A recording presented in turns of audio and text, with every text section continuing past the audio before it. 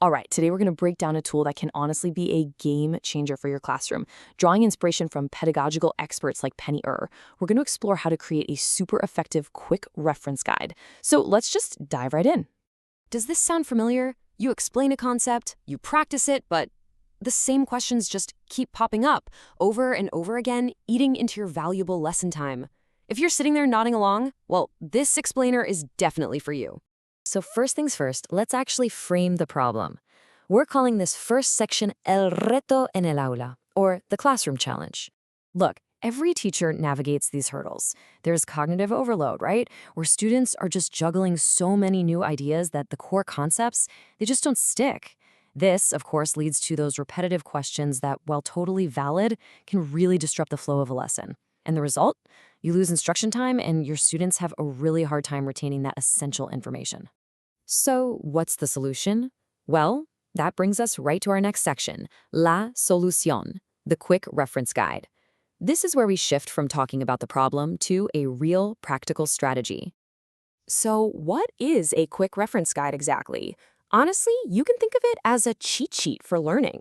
It's a simple, single-page document that gives students the essential information for a specific task. But, and this is the key, the goal is to build their independence by scaffolding their learning, not just giving them the answers. Okay, so you're ready to make one. What should you actually include? That brings us to our third section, the key components, or componentes clave. The number one rule here is less is more. You are not rewriting the textbook. Your job is to curate the absolute essentials. So this could be a short vocabulary list for a reading task, maybe the top 5 irregular verbs for a grammar exercise, or even some simple formulas for building sentences. For a speaking activity, it might just be a few key phrases to get the conversation started. Now, having the right content, that's only half the battle. How you present it is just as important. And this brings us to Diseño para la Claridad, designing for clarity. The design makes all the difference. I mean, look at this. The cluttered version on the left, that creates cognitive overload, the very problem we're trying to solve. But the organized version on the right does the complete opposite. By using clear headings, simple icons, and just some white space, it reduces anxiety and makes the information so much easier to find and to use. Achieving this kind of clarity is actually a simple 3-step process. First, you prioritize. You have to be ruthless about what's absolutely essential for this specific task. Second, you make it visual. Use tools like spacing and simple icons to guide the eye. And finally, simplify your language.